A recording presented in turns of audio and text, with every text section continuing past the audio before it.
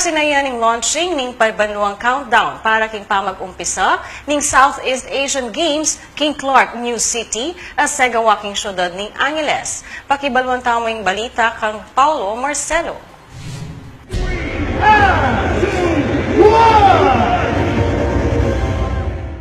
Opisyal yang binuklat king Barangay Balibago, Ciudad Angeles, imbayong gawang countdown clock ning Southeast Asian Games ay host ning Pilipinas king tutuking banwa.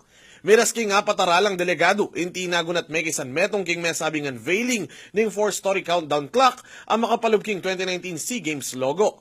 Pemuto ka ng dating Foreign Secretary at Chairman ng Philippine SEA Games Organizing Committee ay Alan Peter Cayetano ing mesabing unveiling api siya king pamagsubong king mas marugala suporta kareng atleta at programa para kareti ning bansa.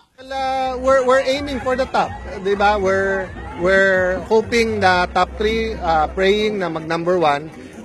But dalawang aspeto ng preparation yan eh. Preparation ng hosting na inaasikaso po natin. Tapos yung preparation sa mga atleta na POC at PSC at yung private sector ang nakatuon talaga.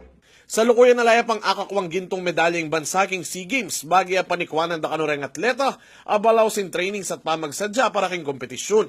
Dapat meging pisabya naman ning meging problema ning trapiko adela ning mesabing ganapan king Ciudad Angeles, lalo na kareng dalan malapit king Balibago. Itiyan dyan pang migsagawa ka nung rerouting kareng major roads ning Ciudad king mesabing Aldo ay epamurin meging sapat bang pakibatan ing problema. Aminado naman ni Angeles City Mayor Edgardo Pamintuan ang meging kulang in pamagsadya, amiras kanong mapilang bulan at pengako namang maging paralan iti bang lalo pang panigaralan at samasan ren pwedeng gawan parigil kin trapiko. I think we learn a lot from what happened now. Hindi lang kailangan ng 5 days na preparation, kailangan month-long preparation.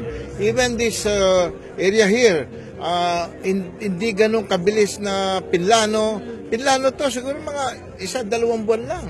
So, we are learning. And to those people who were inconvenienced by this, I'm sorry. We are trying our best to cope up with the new situation of too many vehicles coming. Just like today, there are 1,400 buses. Just imagine that. And they were preparing for the past week. Clark, Angeles, and SM. And, well, you know, there's really a traffic grid right now. Libutad ni tipig maragul na namang pamintuan, ing masanting epekto nga kakit ning pamangawaking countdown clock king Angeles ating malapit apigawan ning SEA Games kin tutuging banwa para king ekonomiya ning syudad. I'm really overwhelmed by the choice of venue for the, what do you call this, the marker for the next SEA Games.